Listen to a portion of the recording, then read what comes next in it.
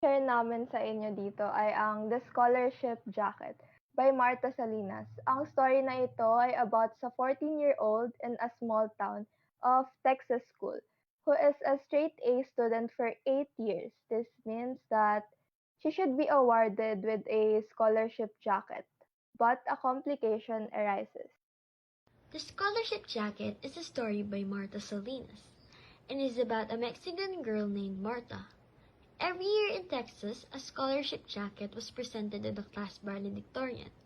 The scholarship jacket was about the only object in Marta's mind.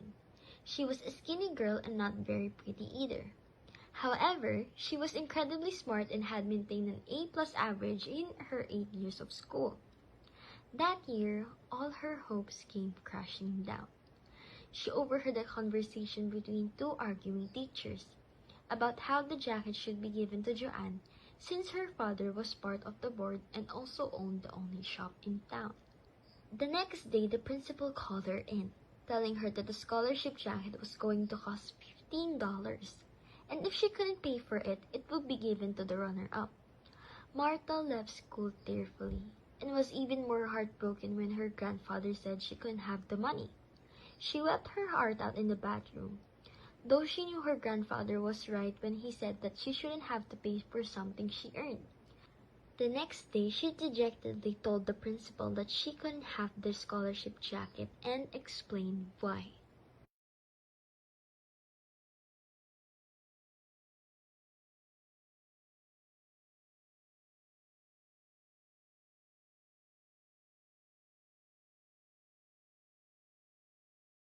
So that's the end of the story. Thank you, Anessa, for sharing that. For our viewers, you may comment that here your opinion about the story.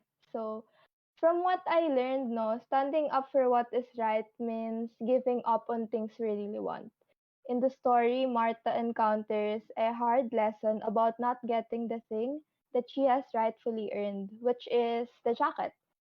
This story also relates to issues like discrimination and perseverance. Based from my understanding of opinion about the story is that it really tells that there is unfairness towards sa mga taong wala namang power or like connections. Kasi even at schools, may mga nangyaring unfairness, especially if your family has a big name or may kaya. Kahit sa panahon ngayon, nagagamit or nadadaan na lahat sa pera kahit hindi magiging mabuti ang kalabasan nito. That's why I feel disappointed while reading this because nangyayari siya in real life and ang daming nakaka-experience.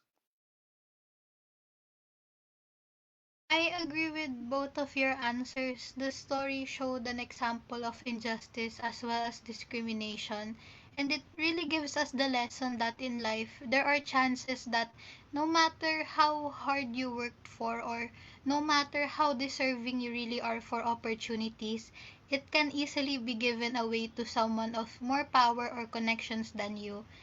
It's sad since that's true and it happens to many people.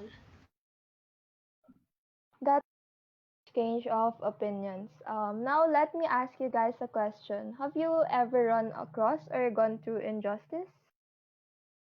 I haven't experienced it yet and I don't want to experience. Pero I'm just gonna share my thoughts about injustice. For me, sobrang lala ng situation ng injustice kasi sobrang unfair niya sa mga taong wala masyadong kaya or power para ipaglaban ng kanilang sarili dahil sa situation na very unfair. And marami ring tao ang care lang nila is money and using their connection to win against sa mga taong need ng justice. At doon na pumapasok ang injustice. Same with Shane. I haven't actually experienced injustice, pero I can agree na injustice is a very serious issue na people should be aware of and dapat inform tayo sa rights natin as a person. I also agree with Shane's thoughts about injustice and what Paula said that people should be aware and informed. I think there isn't much I could add to that. So, for experience, I can't really recall one, but I see and hear about injustice from others often and how small or even major its impact is to their lives. Um, Okay, that was a nice interaction with you viewers. Just a piece of advice, everyone. If you ever come across injustice, either seeing it or experiencing it, stand up for what is right.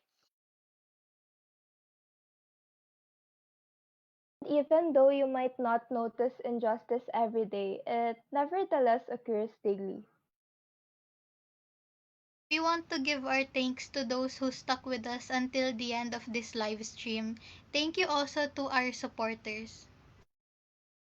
That was a short interaction lang, no? Pero as the leader, I also want to express my gratitude to my team. Thank you, Hannah and Shane, for joining me as live streamers.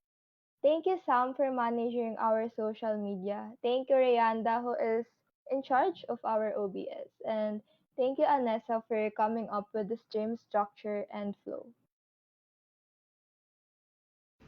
And before you go, we'd appreciate it if you could fill out our survey so that we can learn about our viewers' thoughts on our live stream and improve it in the long run. The link of the G form is pinned in the comment section.